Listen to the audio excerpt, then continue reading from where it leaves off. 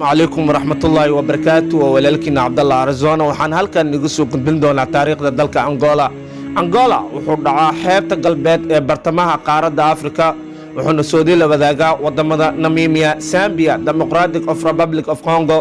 caasimada wadankan waxaa lagu magacaabaa Luanda waxaana dhanka galbeed ka saaran badweynta Atlantic. badku dalkan ku fadhiyo waa in ka badan 1 milyan oo kiiloomitir square ah wuxuuna ku jiraa dalkii toddobaad ee ugu dhulka weyn ee qaaradda Afrika. sidoo kale dalkii 22aad ee ugu dhulka weyn ee caalamka. tirada wadankan waxaa lagu qiyaasay 30 milyan waxaana ku badan qabaa'ilka Bantuuga. wadankan waxaa lagu naanaystaa Baristii Afrika. wadankan wuxuu ku jiraa wadamada ugu dhaqaalaha fiican ee qaaradda Afrika.